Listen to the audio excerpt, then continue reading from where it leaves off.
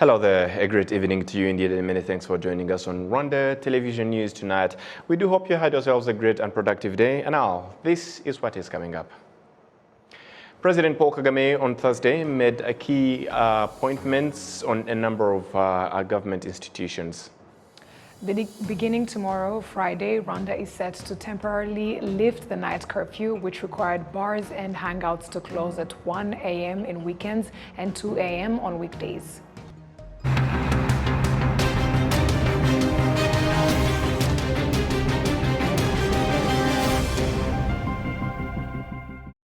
We are very glad to have your company tonight. My name, as always, is Sam Kalisa. And mine, Martina Vera.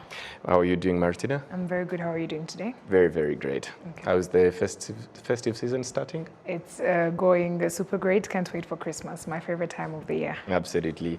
And of course, as we start this edition of the news, let us inform you that pursuant to the Constitution of the Republic of Rwanda, especially in its Article 111 and 112, also pursuant to the law number 14 of 2013 of 25th of March 2013, determining the organization and functioning of the province, especially in its Article 9. Today, the 14th of December 2023, His Excellency the President has made the following appointments.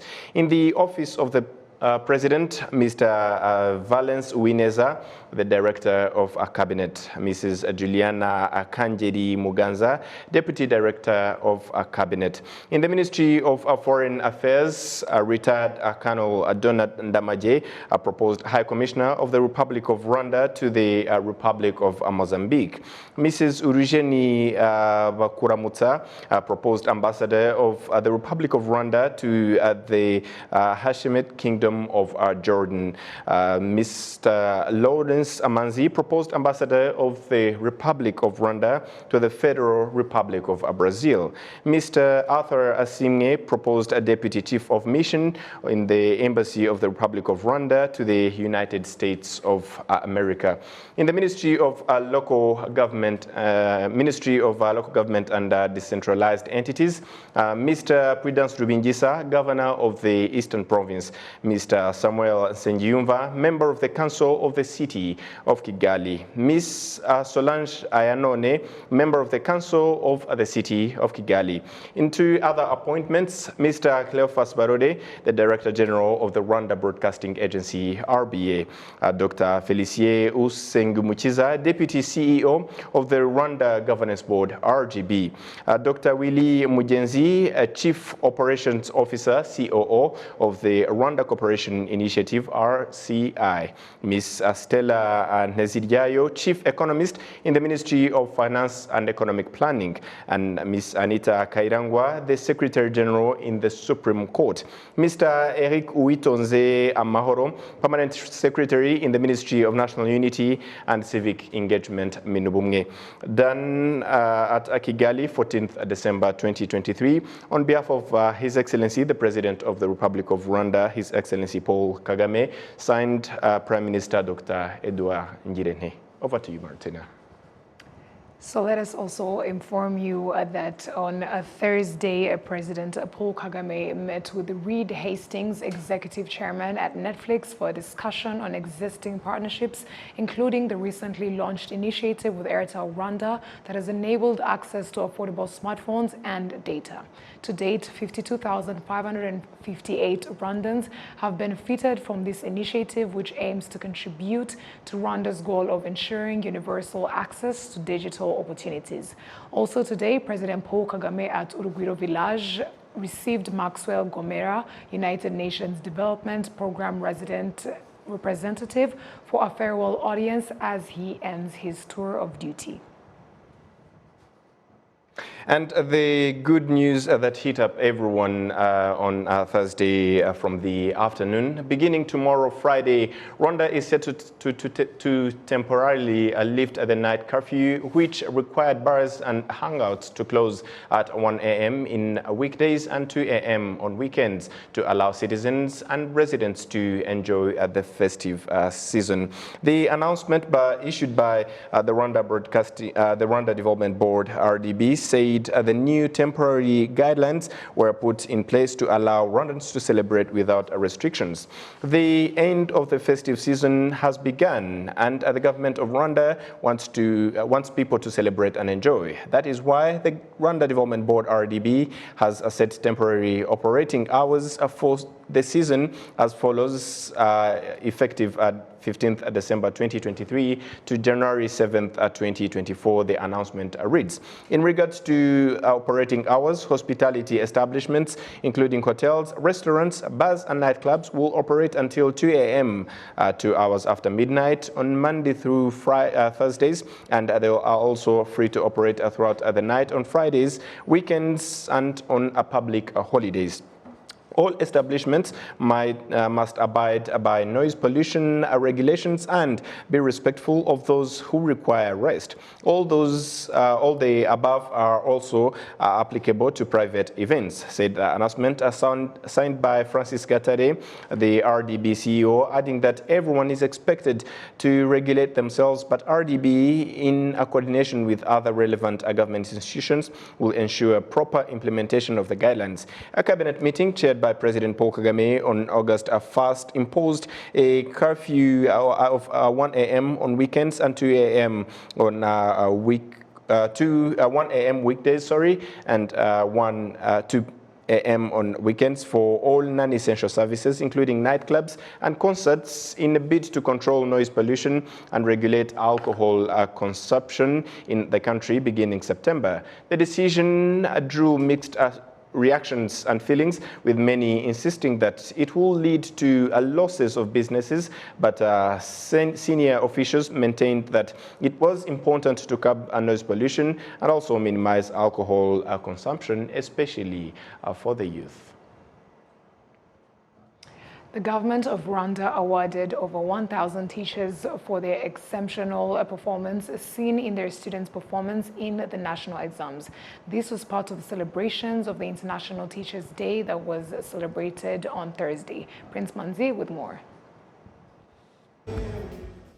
In the celebrations that took place in Kigali, teachers demonstrated their pride in their role towards the country's development, and this is highly emphasized by government officials who participated in the celebrations.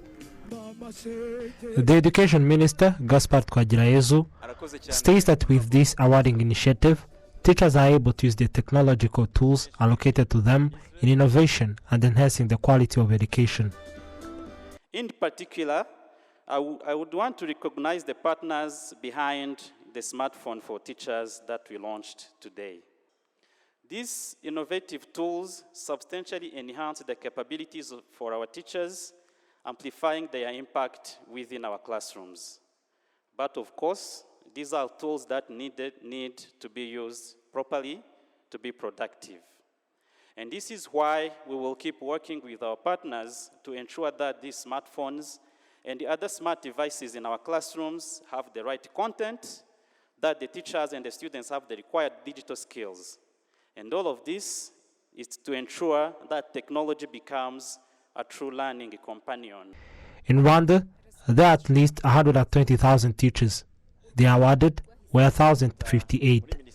Recently, the government of Rwanda increased the teachers' income salary and regulated school fees in public and semi-public schools.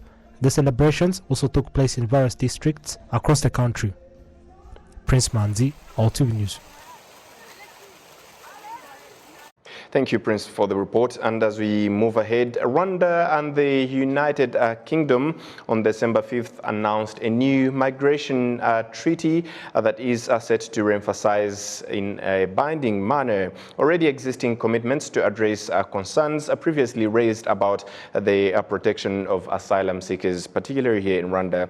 From the very first time, the agreement drew criticism, the top one being that the UK ruled that Rwanda is an unsafe place for immigrants, despite the country being among the top refugee homes worldwide. And joining us tonight is Adam Bradford, a British social entrepreneur. He is the CEO of CSG Holdings, which invests in carbon trading here in Rwanda. He also permanently moved or resides here in Rwanda. Good evening, Adam, and thank you for joining us on Rwanda Television News tonight. Yeah, good evening.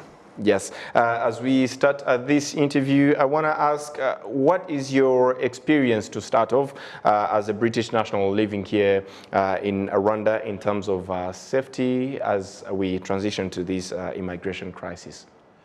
Well, not exaggerating, but nothing but positive, really. I mean, I'm sat here speaking to you today after being here coming up to 2 years, a year and a half now that I've been in the country.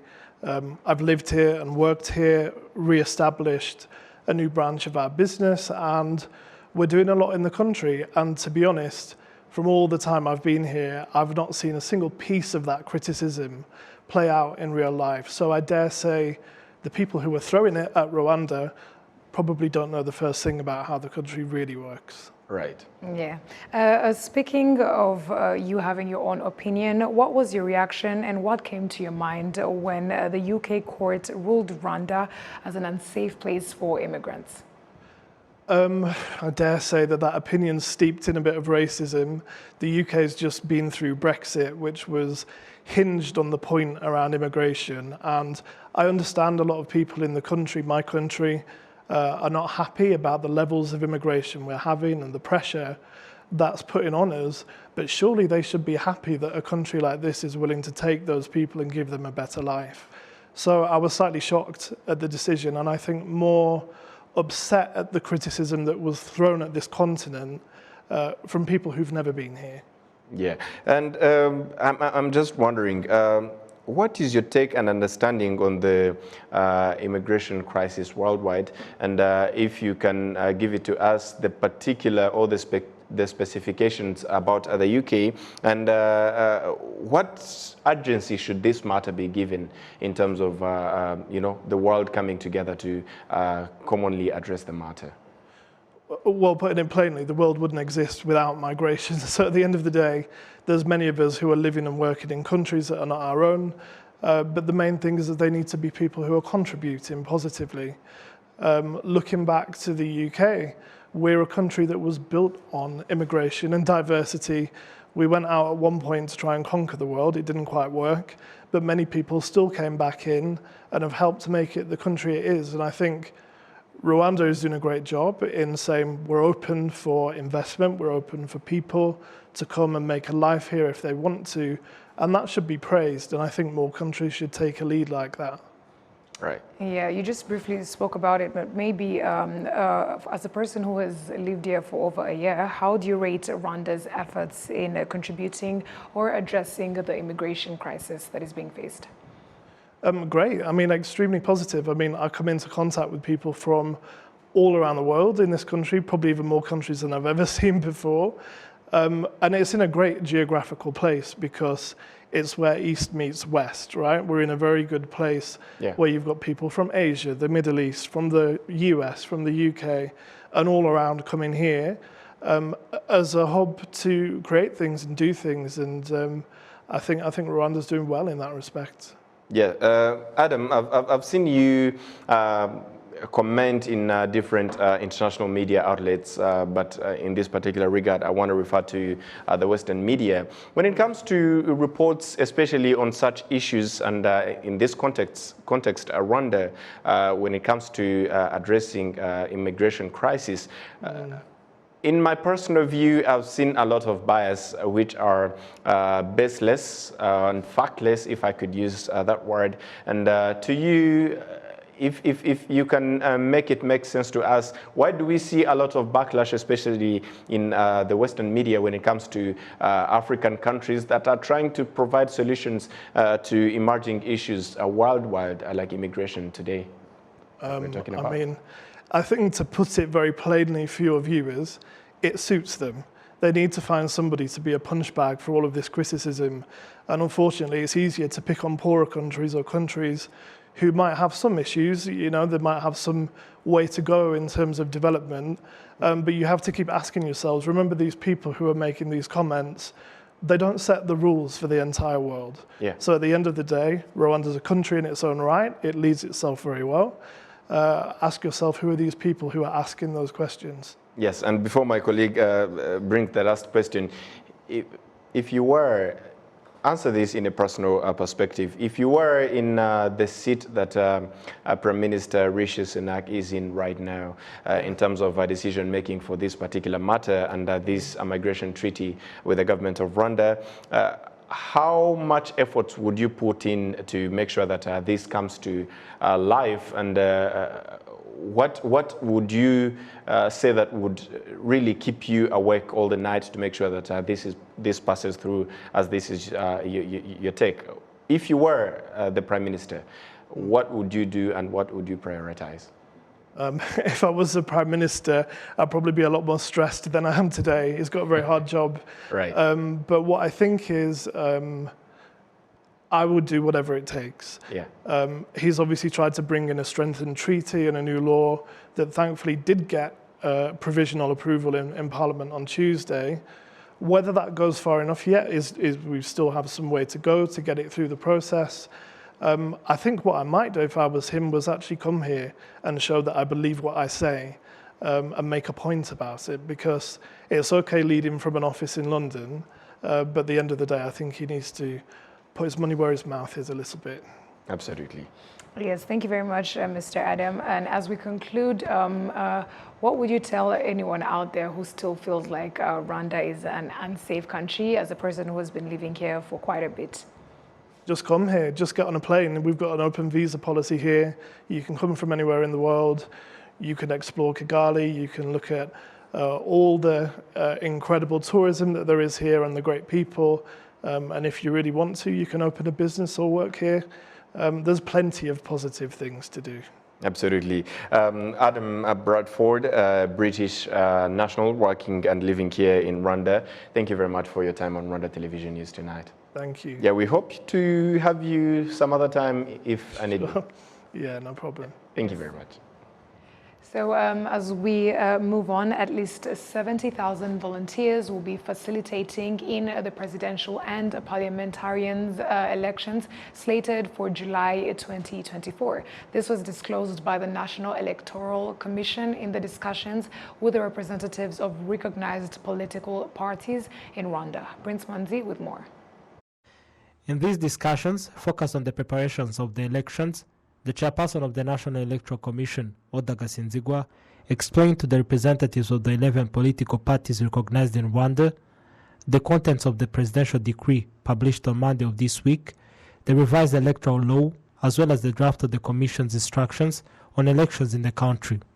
Today it was a normal exercise to meet with the forum to discuss on the activities, how far we are, and if there is anything they feel they need to understand. So mainly we discussed on the laws and also the bylaws which are already in place. The vice chairperson of the Liberal Party, Epimark Twagirimana, and Agnes Mukabaranga, leading PDC, stated these discussions are essential. When we discuss like this, we learn a thing. It is that in this politics of harmony, we have a line of countries operation, and mostly aiming at explaining the role of political parties in the elections we are going in.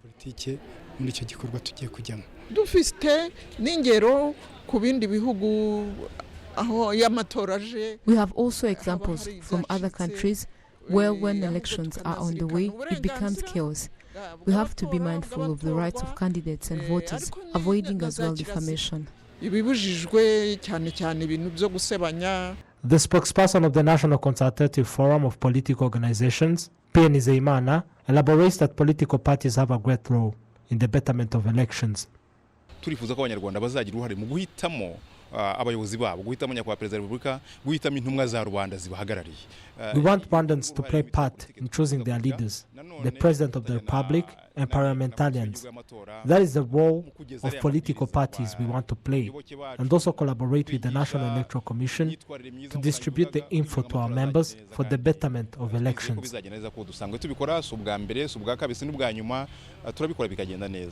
The National Electoral Commission demonstrated that at least 70,000 volunteers will be facilitating the presidential and parliamentarian elections.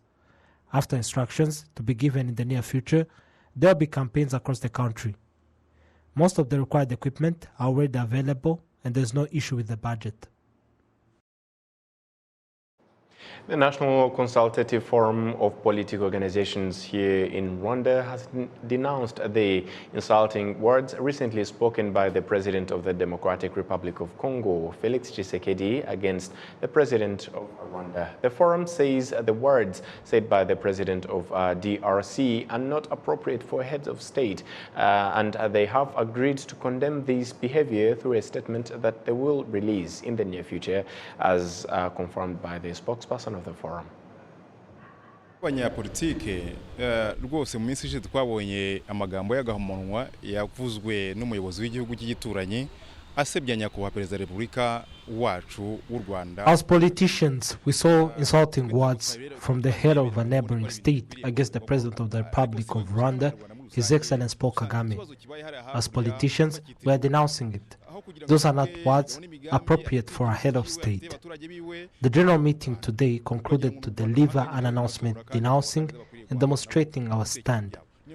This is why, as political parties representing citizens, we want to demonstrate for our members that we are against those words that fosters hate speech said by the president of the neighboring country.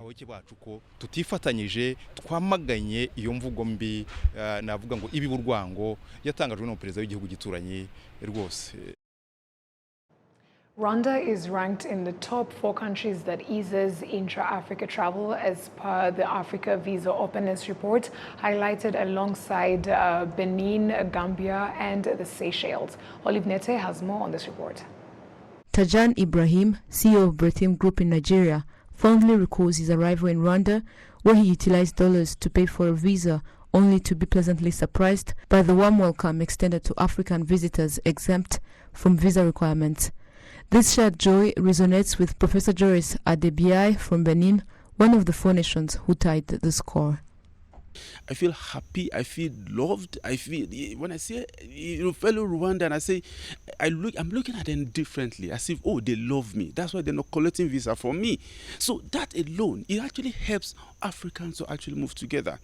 Okay, I'm actually also thinking as a person that, oh, what kind of investment am I going to do here? With my family, I need to have a branch here. In fact, the registration has started for my company. So this is a big advantage. And me personally, I didn't know nothing about Rwanda until the job sent me here. And I discovered that it is a very wonderful country. With the partner I already knew here before I entered the Rwanda, there are a lot of opportunity that are open to other international Africans who are willing to invest in the other country to impact the development as a nation like Rwanda. According to Stephen Karangwa, chairperson of Rwanda Human Resources Management Organization, finds this to be an opportunity for employees and employers, a shared opinion with Doris Sakupwayo from Zambia. Employment traffic shouldn't be an issue. In fact, we should be prepared to move along with it. Instead, as an employer, if you have a foreign worker who works for you, should see how other local employees can learn from him or her, so that in the next 3 or 5 years, they can also be able to compete at the same level so as to get the same employment. And by that, I'll be secured to have them for a long period of time.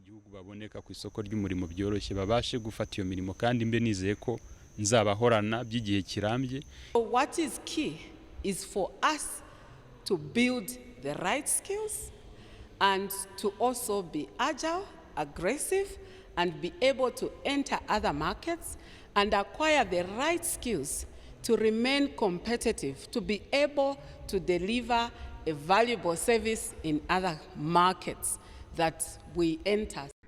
Rwanda, Benin, Gambia, and the Seychelles tied the score as countries that have completely opened their doors to all African countries. Recently, at the World Travel Tourism Council, the President of the Republic, His Excellency Paul Kagame, waived visa fees for all Africans visiting Rwanda. We also removed visa restrictions for citizens of every African country, as well as many other countries. Let there be no mistake about it. Any African can get on a plane to Rwanda whenever they wish, and will not pay a thing to enter our country.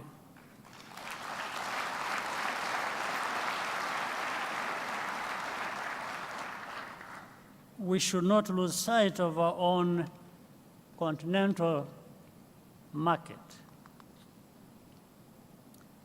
Africans are the future of global tourism as our middle class continues to grow at a fast pace in the decades to come.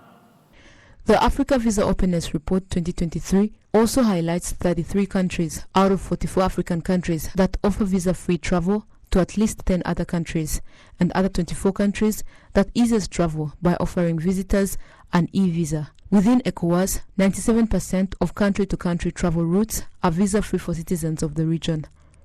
Olive Nete, RTV News.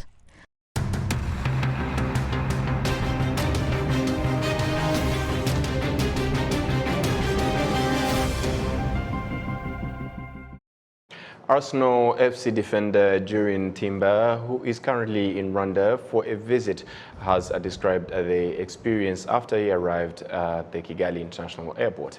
Alongside his girlfriend, the Dutch international player landed at the airport on Thursday, December 14th, to start his 3-day visit, which will involve various activities, including meeting and interacting with youngsters. Such a country, to know the history and to see what happened here in the past years, and so that's what we did first before we came here. But I think it's also important to do this kind of community stuff and to see the people and to see how people live here. According to the Rwanda Development Board, RDB, this is part of the Visit Rwanda campaign, a partnership between Rwanda and Arsenal FC. During their stay here, they will interact with young players. As you can see, we are here at the Nyamirambo Tapis Rouge Stadium.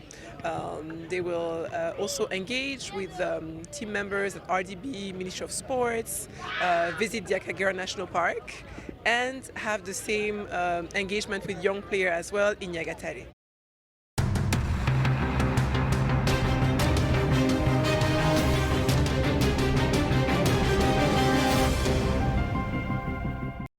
All from us here at RBS Rwanda Television News, on behalf of the entire news production as well as the technical team, many thanks for being with us, and we'll stay up until next time. Stay safe and have a great evening.